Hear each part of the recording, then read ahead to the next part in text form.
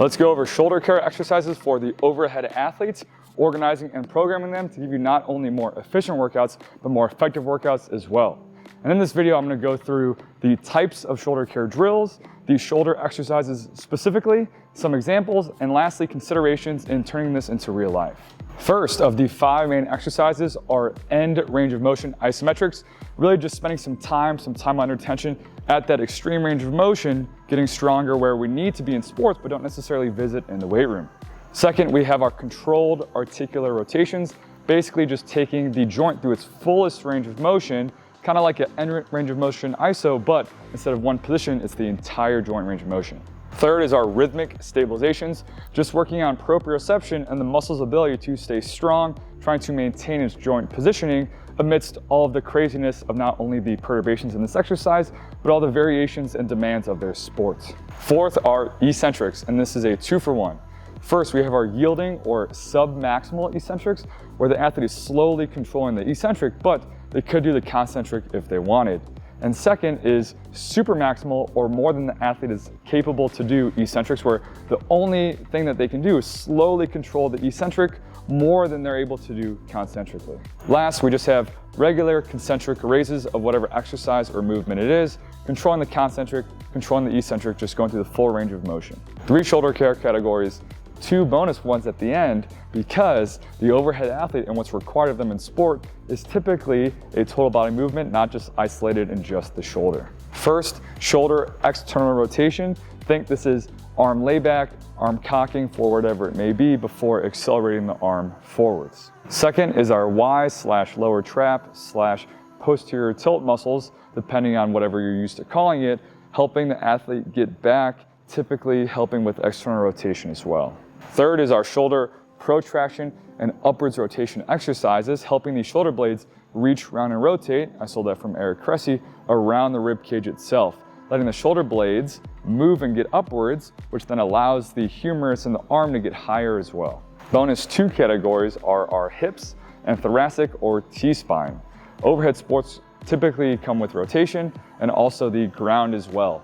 So from the entire kinetic chain, from the ground all the way through the body to the arm, we need our hips to be able to rotate, get in positions, and do the job that they need to do. So then we don't have to compensate in our thoracic spine, so we don't have to compensate in our shoulder, and then our arm, et cetera, et cetera. So taking care of rotation of the hips, being strong in full ranges of motion, as well as the thoracic spine, being able to let the shoulder blade do what it has to do, which leads to the arm, and so on and so forth.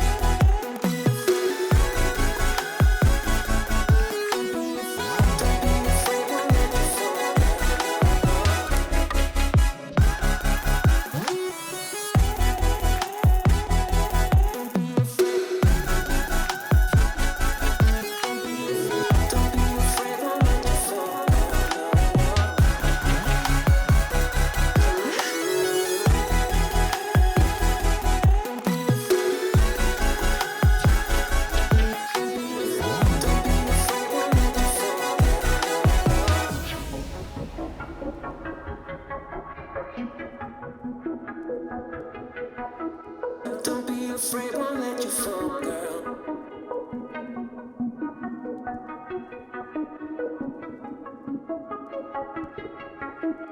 Don't be afraid, won't let you fall, girl.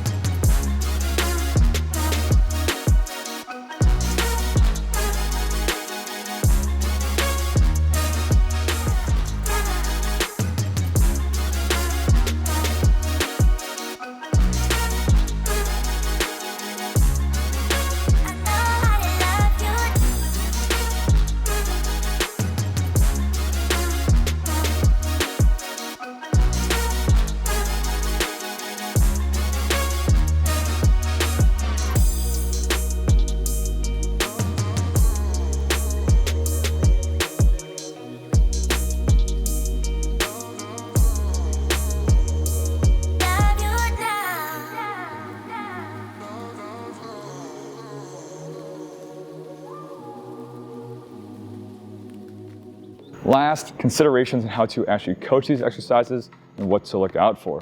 First, the biggest, most overarching theme is that we need the muscles that we are intending to use for specific joints and joint actions is to actually be doing those things. There's a lot of compensations that we have to look out for, such as the ribs popping out, hips going back, the big muscles like the upper traps or the lats kind of taking over and things like that. So be conscious of where your athletes are feeling the exercises, make sure you're checking in and asking, but just make sure that it also looks good as well. The first considerations are for our external rotation exercises. First, putting them at the end of the week, trying to keep the rotator cuff and those muscles as strong and fresh as possible during the entire week of practice, and then fatiguing them at the end so they can bounce back during the weekend. And second is to keep the trap out of it and also the lat just nice and neutral, again, letting only the rotator cuff be active and actually being used. And last, not letting the front of the shoulder kind of dump forwards, causing some pinching and irritation in the front of the shoulder. For our Y variations, keeping both the traps out of it, but also the lats out of it as well, and letting just the shoulder muscles keep the shoulder blade in a good neutral position, going through the range of motion, whatever exercise it is. Last, for our upper rotation exercises, as we're trying to reach, round, and rotate, getting upwards, we're trying to keep the muscles that also do this motion out of it, AKA the upper traps. For our T-spine exercises, being conscious of our breathing for two main reasons. Number one, breathing out, relaxing, letting us get into a little bit more range of motion. But second, also breathing in when we get there, using the force of our lungs and our inhalation to open up the ribs and the T-spine a little bit more to get more comfortable in those new ranges of motion. Last, the hips, and just being conscious of overall body positioning or lack thereof, and all the compensations that can happen with hip shift, with moving around the ribs and the spine, trying to help the hip go through a greater range of motion as opposed to the hip just doing all of that itself. So there you have it, a thorough, detailed, organized list of shoulder care exercises and also shoulder care categories.